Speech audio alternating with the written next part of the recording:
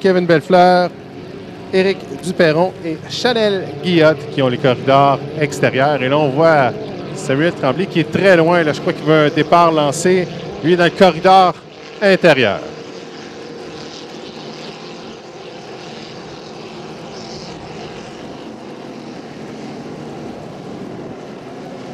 « 5 secondes, on sera serré au départ.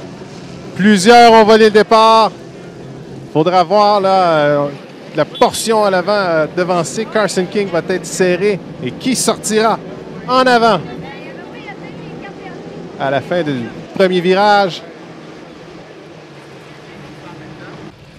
Là, on a de la difficulté dans certains corridors. Qui est premier? Il semble que ce soit Samuel Tremblay dans le Lave Auto Hébert. Belle stratégie là au départ, lui qui était loin et qui a décidé d'y aller vraiment à plein gaz.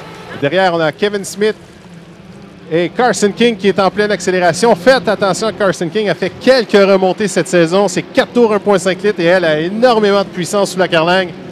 Ensuite, on retrouve Chanel Guillotte, Lia Usyk et c'est Kevin Bellefleur.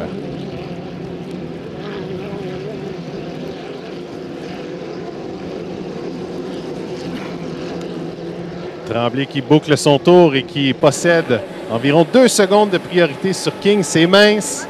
Il reste 3 tours.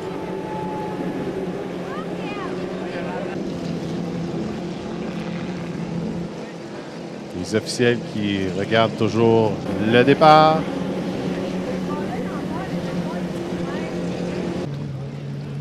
Et là, Carson King qui est en pleine accélération. Là. Tremblay, on entend les communications.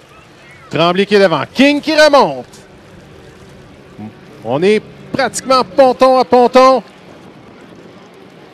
King qui est dans le collimateur.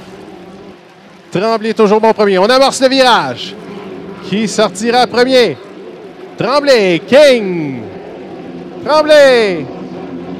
Tremblay qui semble avoir une légère priorité, mais King en accélération qui viendra chercher les commandes de l'épreuve. On est à mi-chemin, 2 tours à faire.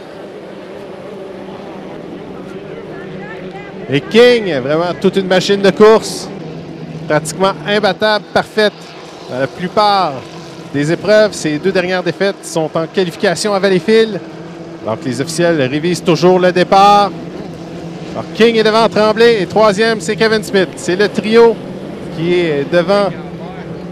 Et Alors Éric, Kevin Smith a devancé le départ, le 13, Chanel Guillotte, le 52, ainsi que le 25. Carson King aura devancé le départ. Donc, un rare faux pas, Denis. Elle a tout juste devancé le départ. Alors, le Lave Auto Hébert qui est bon premier. Et en 2e position, on retrouverait Lia Usyk.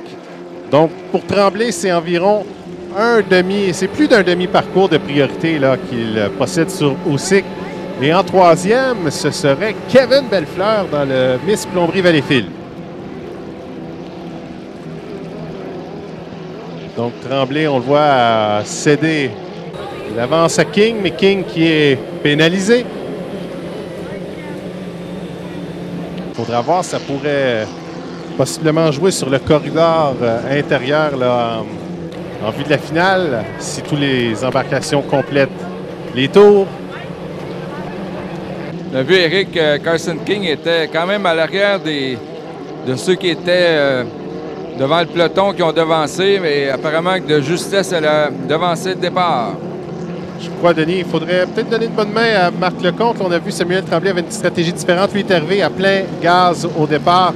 Il a peut-être attiré justement King, qui l'a vu dans ses rétroviseurs, qui s'est dit « j'ai pas le choix d'accélérer ». La victoire est accordée. Samuel Tremblay dans le Lave Auto Hébert. 2e position, on regarde sur le droit du retour, puisque Kevin Smith est également fautif. Donc on entreprend ce virage là, dans le Chaotic Dream T27. Lia Usyk. C'est son meilleur résultat ce week-end.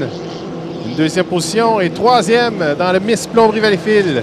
C'est Kevin Bellefleur.